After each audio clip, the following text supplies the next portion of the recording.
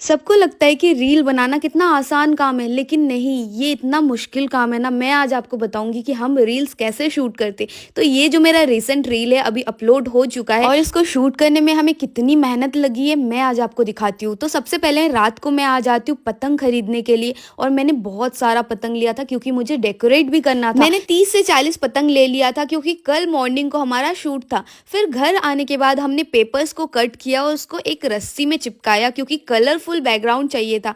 तो इसको सारे चीज़ों को कट कर लिया था हमने। गोलू ने बहुत ही अच्छा काम करा था, मतलब ये सारे चीज़ें गोलू बहुत ही अच्छे से कर लेता है। नोबिता को हमने कपड़ा पहनाया था, आज उसके लिए कपड़ा आया था। मैं उसमें ग्लू चिपका रही थी, राजू ले जाके उसको ना रस्सी में चिपका रहा था और यहाँ पे सारे लोग मिलके काम कर रहे थे। गुलशन, राजू, मैं, गोलू, हम सब मिलके, क्योंकि एक जन की बस की बात नहीं है, ये पूरा ना टीम वर्क लगता है एक रील बनाने में हमें। मतलब वो रील को हमें इतना ग्रैंड दिखाना रहता है ना कि सबका एफर्ट्स रहता है। तो मॉर्निंग को सुबह सुबह हम ना जल्दी उठ गए थे, 5-6 बजे उठ चुके थे और सुबह से ही डेकोरेशन चालू हो गया था और हवा इतना तेज चल रहा था ना कि सारी चीजें ना गिर जा रहे थे। हम लगा रहे थे और पतंग उड़ जा रहे थे, पतंग फट जा रहे थे। मुकुल यहाँ पे ना बचपन में वो पतंग जो उड़ाता था ना, वही दिन उसको याद आ रहे थे। तो ना पतंग को अच्छे से सेट कर रहा था, उसमें रस्सी लगा रहा था क्योंकि उसको ही उड़ाना था। और पतंग ना बहुत ही प्यारे प्यारे मैंने लाए थे, पूरा कलरफुल। हम में से सबसे बड़ा है गोलू, लेकिन उसका बचपन खत्म ही नहीं हो रहा है। देख रहे हो कहाँ पे चढ़ के वो पतंग उड़ा रहा है, मतलब कि छत के ऊपर जो टंकी होती है ना उसके ऊपर चढ़ के वो पतंग उड़ा रहा है, फिर भी उससे पतंग नहीं उड़ रहा था।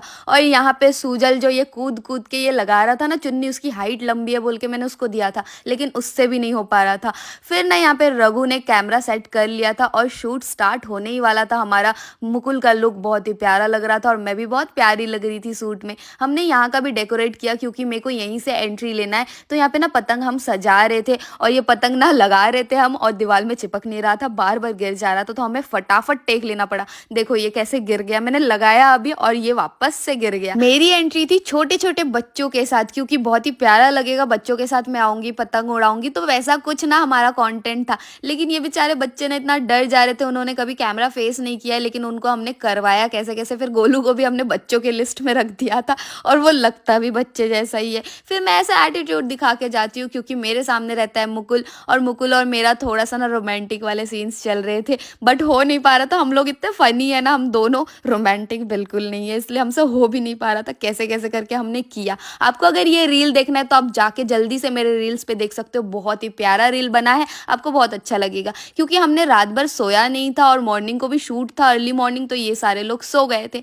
वहाँ का शूट खत्म करने के बाद हम आ गए थे जंगल में। हमें करना था श्री राम जी के लिए शूट, क्योंकि एक ही दिन में हमारा ना 2-3 शूट होने वाला था आज। सबको लगता होगा रील बनाना